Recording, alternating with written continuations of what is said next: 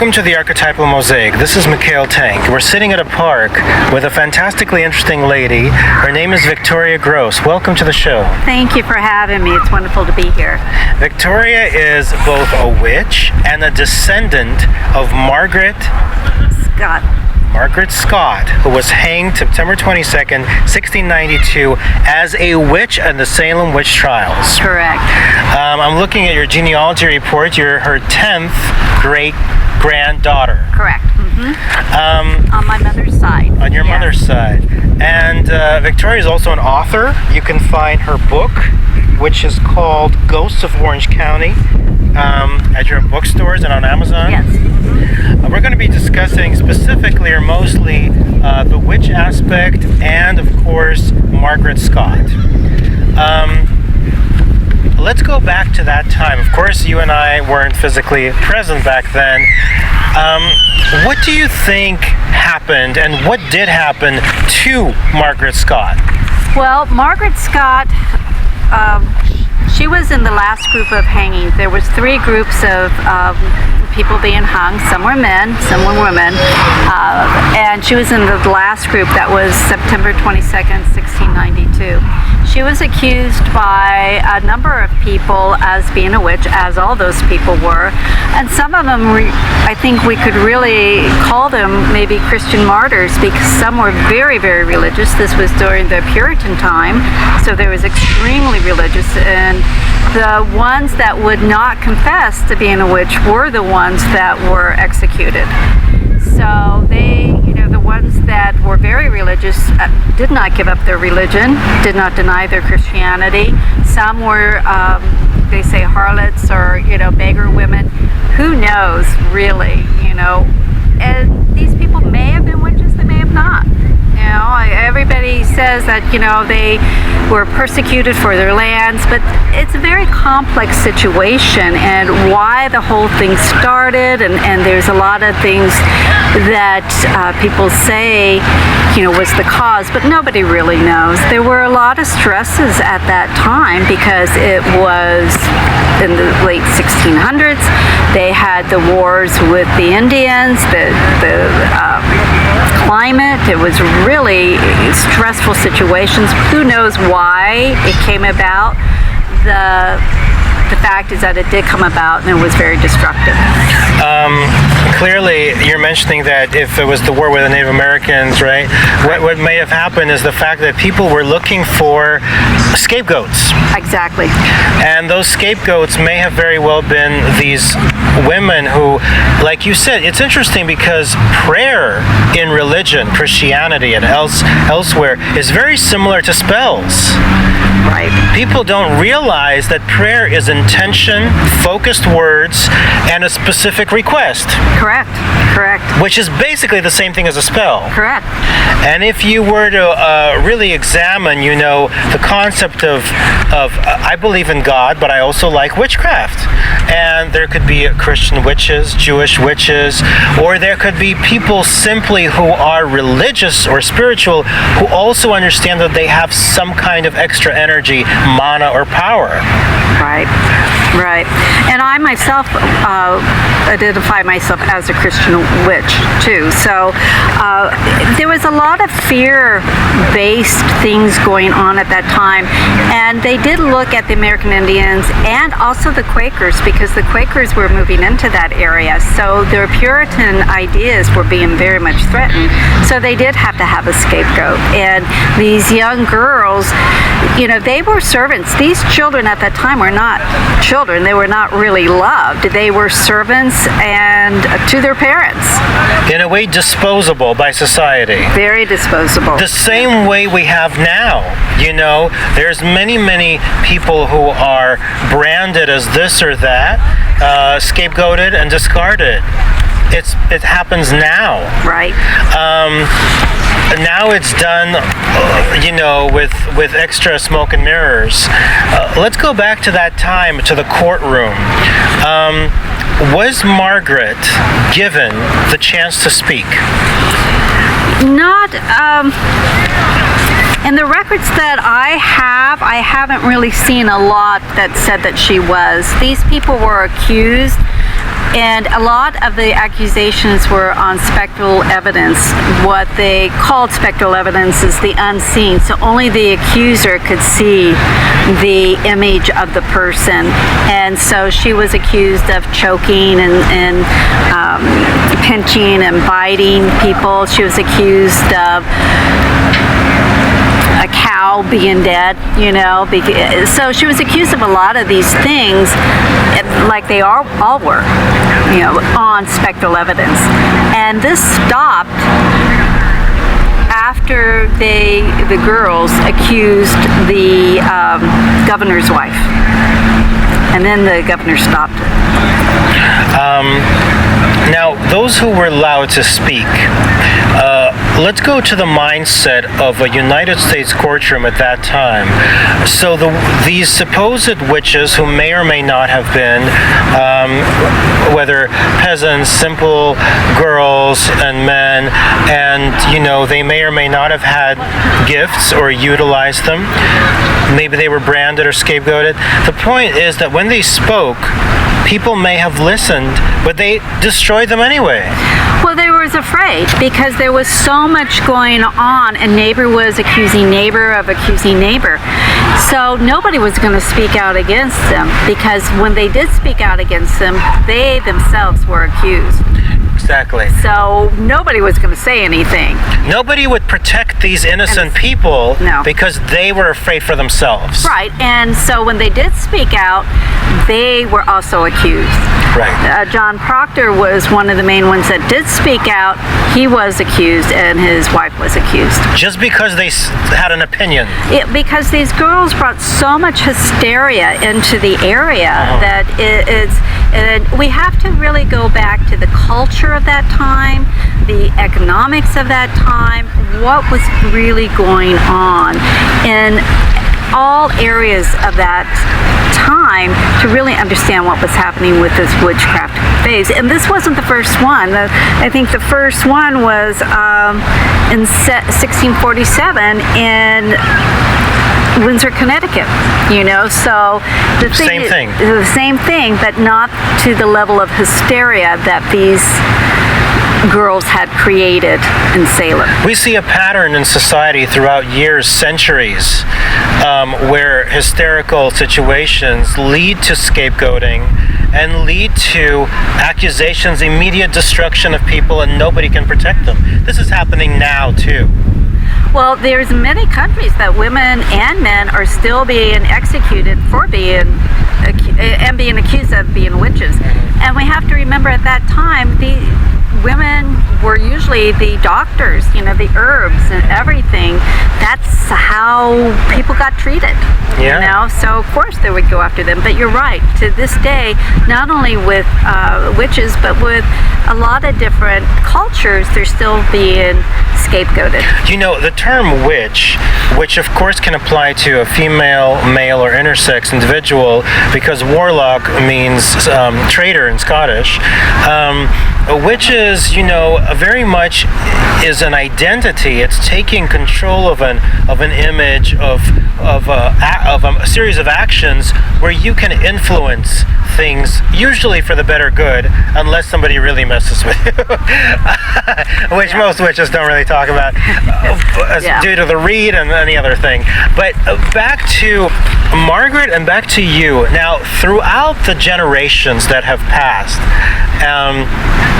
has that gift, or has the concept of witchcraft been given and sent through the generations?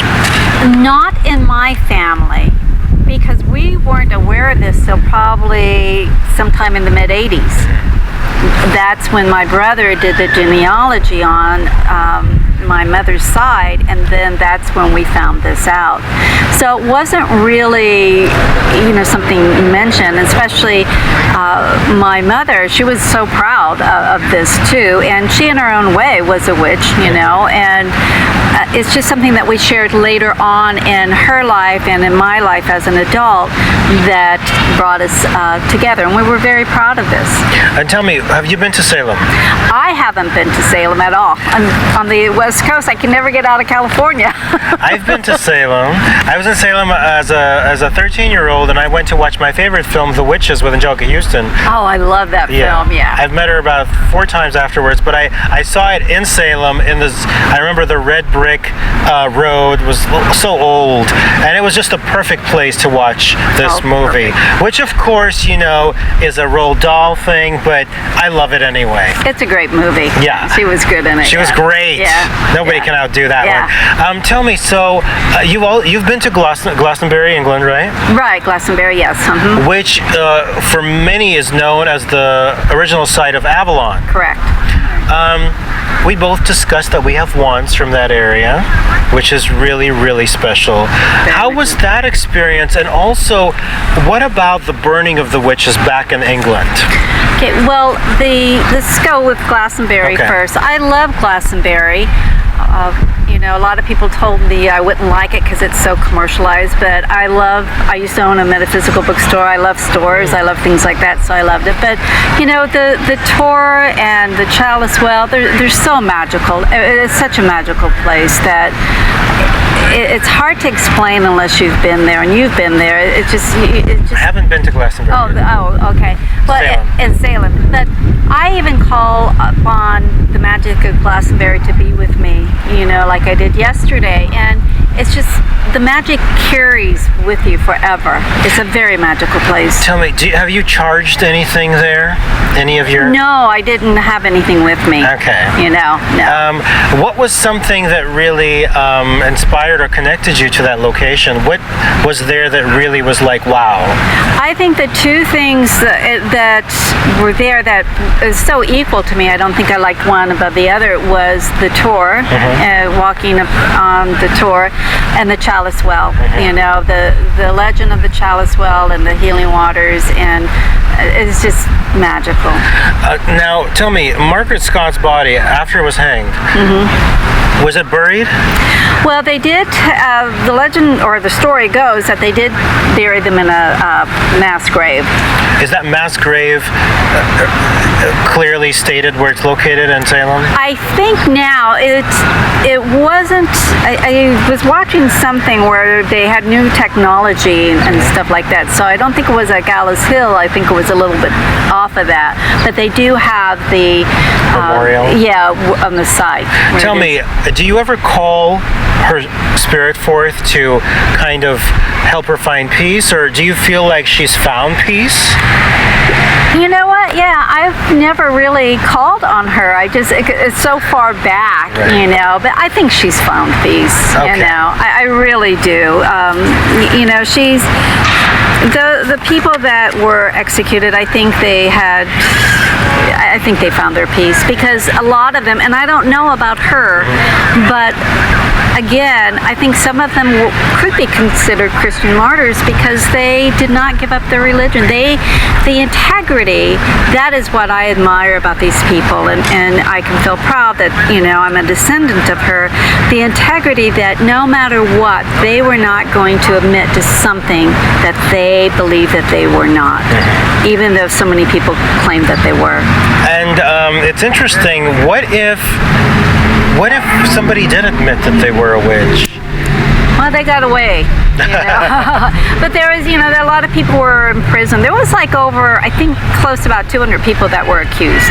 Tell me, and what about the concept of the burning of the witches? Where does that take place? Well, that's over in England, and that's very well documented all through England, And it wasn't just only witches, it was gypsies, it was minorities, it was anybody that would threaten the established church at that time. Terrible. Yeah, very much so. In the current day, how do you utilize witchcraft for the better good of yourself and others? Well, for myself, I think it goes back to what you said, prayer. Yeah. It really is. It's really putting that intention for, harmonizing my life. I do a lot of prayer work, and, blessing other people, wishing and praying for their highest good. Now, you also have the ability to help and help others, right? Do you have a website or a way for people to contact you? At this point, I do have Facebook. I don't have my website up again. It's a different one. But my Facebook is Gateway to the Unknown. And that is because I am a palmist. I do tarot, I do crystal gazing, and I am a medium. And I also am, an author. And then I was a field producer for a couple of TV shows. My Ghost Story, I was the senior story producer on that. 2 specials in the first season, and then I was story producer, field producer on Case Files Unknown, which aired on Destination America 5 years ago. And now we're working on another episode. Right. Yeah. Now your book, which we mentioned earlier, how was that experience writing that book? That was a wonderful experience. It took me a year, and they are true stories, and not only my stories, but other people's stories that I give them credit, of course. Do you have a favorite? The favorite is from my parents. And that is amazing because I was with my father when he passed away, but before that, everything that happened, and then after that, and my parents lived right behind a cemetery. So one day my mom brought someone home, and they even left handprints on the mirror. And as a palmist, I read them because they were amazing.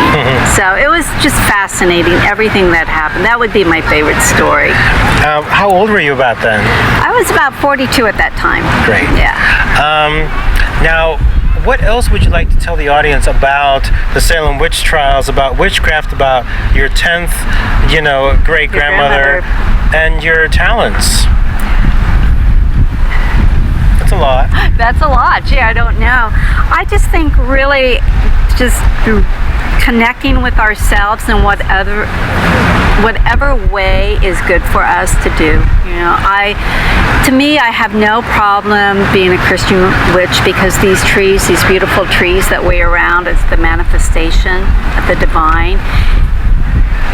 I think people just connecting with themselves. And witchcraft, what I like about being a witch is that it does connect me to nature, connects me with the divine.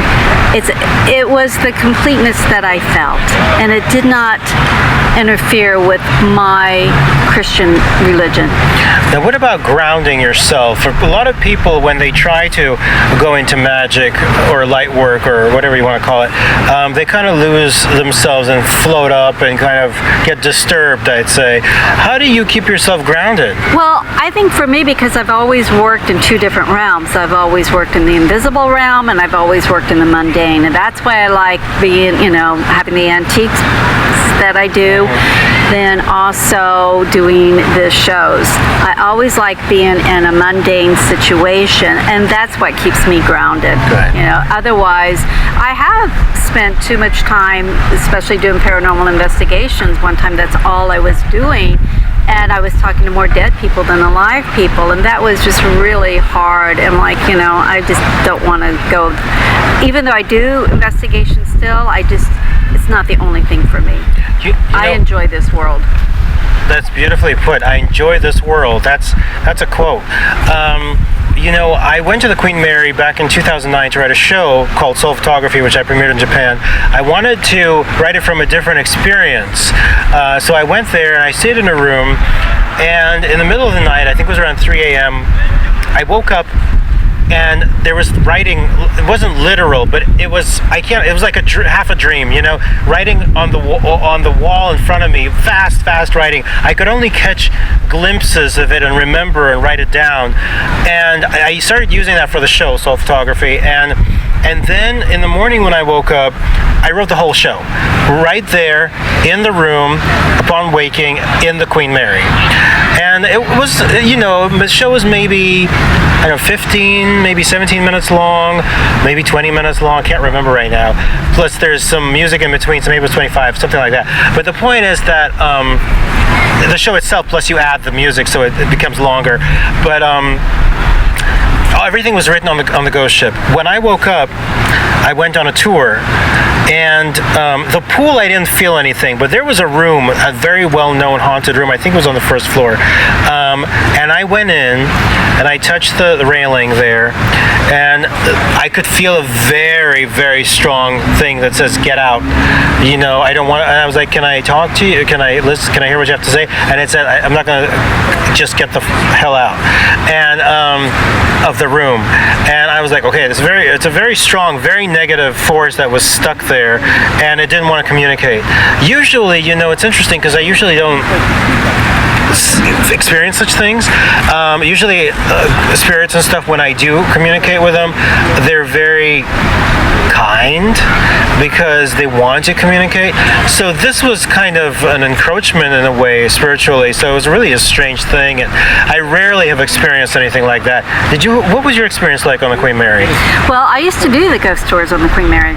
You actually did? I did them. You were a docent? Yeah, the real ghost tours. I did them for about 6 months, I think, and it was a phenomenal experience. I loved it. Do you know which room I'm talking about? Yeah, it's on the first floor. I forget, 209 or something. I forget the number of the room, but I know what you're talking about. It's facing the dock. Yeah, it's that one right there. That ship is amazing, and it's so haunted. It is very haunted. I've had a lot of great experiences on that ship on my tour, and the people that would be on the tour, they had just phenomenal experiences too. So that's what I always like. I like to hear people's stories. You know, I'm a storyteller. I like to hear people's stories. And so when you've got these people that they're tourists also, and they're just like, oh, okay, let's see what's going on, and then something happens, they're just like, whoa, you know. So it's a phenomenal ship, yeah. Now tell me, when you were tired of speaking to the ghosts, to the spirits, how did you turn it off? Well, as far as the paranormal investigations, I just stopped completely for probably about 2 years. And I'm not always on. I've been doing this psychic work for about 30 years now.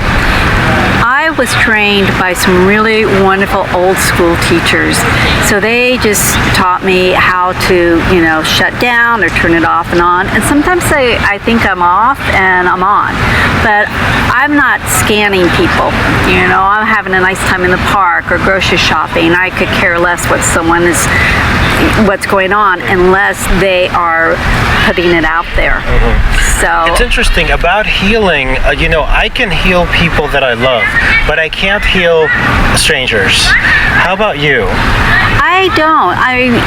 If what I do for an ambulance that goes by, I call upon the angels to be with that person and to bless them according to their needs. I do something similar. Yeah, that's all I do for them. Yeah. If it's someone I know, then I will work on them, but I'm not going on somebody I don't know. I'm not going to do anything, you know. But you know what's amazing about your gift, and I guess similar gifts that we share, is the fact that we can turn them on and off. At least I think I can, because just like what you said, when you're minding your business, when you're in the park reading a book, you don't want that right now.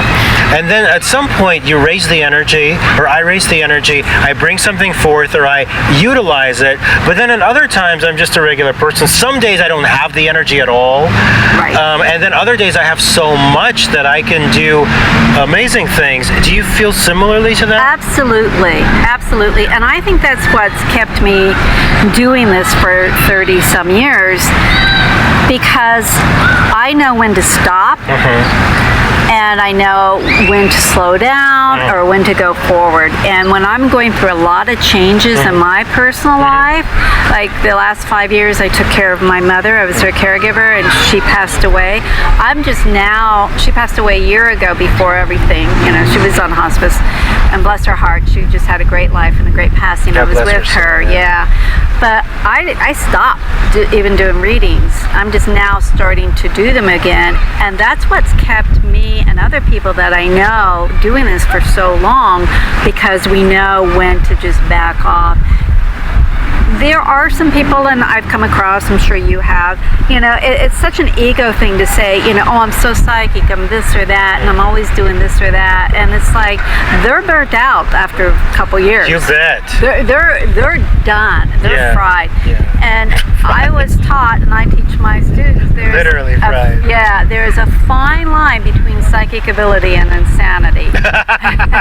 And we have to make sure we don't cross that line. And what keeps us sane, in my opinion, is, having a really, living in our mundane world. I mean, this is so beautiful. I just feel like it's etheric anyway. I totally agree with you. Like, I love to see peacocks. Yesterday I went to see the peacocks. And you sent me that. Yeah, I love that. Yeah, it's just so magical. It's magical, but it's like unreal in reality. Yeah. That's what I love. That's a good way of putting it, yeah. And that is my favorite thing. Yeah. When you can find something so exceptional that you can't even come up with a book with, and you see it in real life, and it actually, the peacock came to me and it sat in front of me. Oh, wow. Which is very rare, because usually they either, puff up or they scream or they run, but it just sat right next to me. So it was really special, That's beautiful. Yeah. And I don't know. I understand what you mean. Like, for me, I feel the same way. I feel like sometimes you need it, sometimes you don't need it, sometimes you're open, sometimes you're closed, and sometimes it can steal a lot of energy out of you, and other days you have so much to give. Absolutely. So I think the thing is, we need to be in tune with ourselves, and that's one thing that this really has taught me, and I've taught my students, is that we have to really work on ourselves and know who we are. Right. If somebody doesn't know who they are, what would be the first step? As far as coming to me, wanting to learn how to do this or that, taking it out of the psychology realm, because I'm not a psychologist, I would just really work with them on grounding first. Yeah. And one of the things that I was taught at the Arthur Findlay College in England for mediumship is that my tutor, we were out in a park like this, just sitting under a tree, and it's like, just become aware of everything around you. Just awareness, and that grounds us in our body, because once we're not in our body, I don't think it works very well. And then what about stones? What stones or other material help ground you? Do you have any favorites? I'm not really versed in stones. I just know the average ones. There's so many wonderful.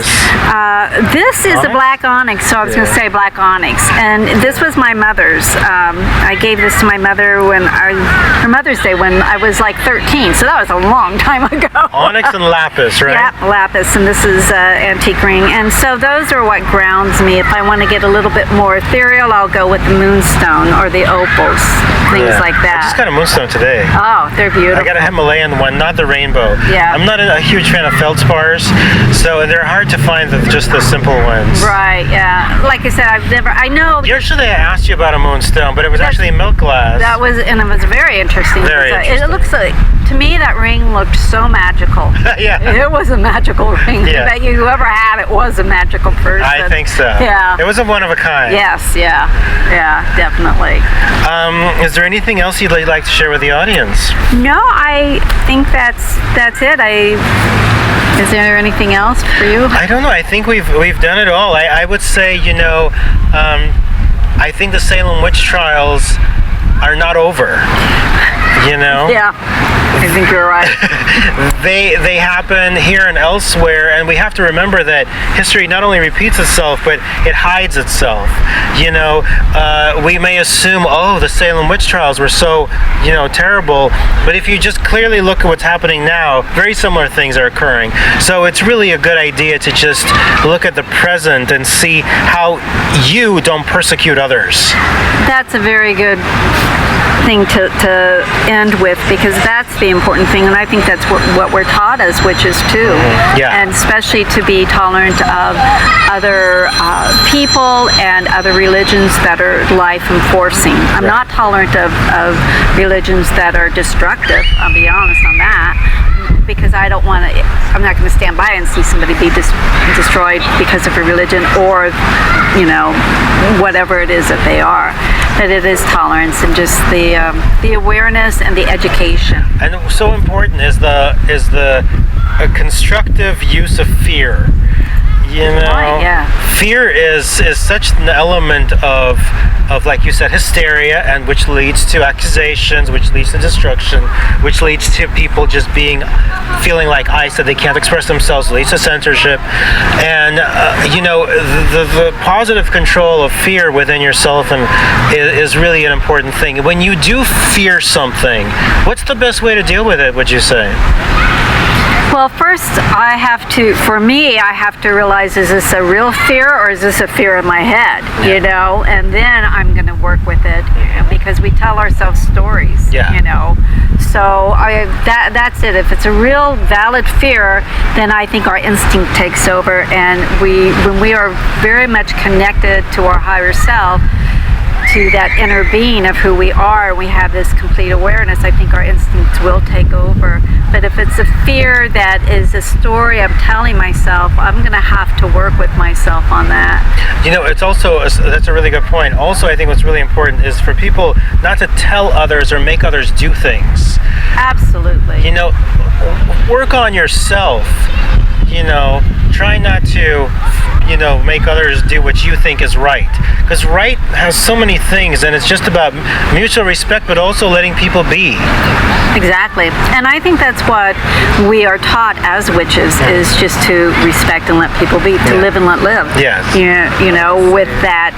And again, there is a limit to that, I feel. If it's something that you're seeing being destroyed, or a person being abused or neglected, then I do think it's our moral responsibility to step in. There are a lot of people I know that, you know, in the new age, it's like, well, that's their journey. It's like, no, you know, it's, if you see somebody lying there needing help, we help them. Yeah. But to get back to what you are saying, just the natural thing is like, yes, let's just respect them.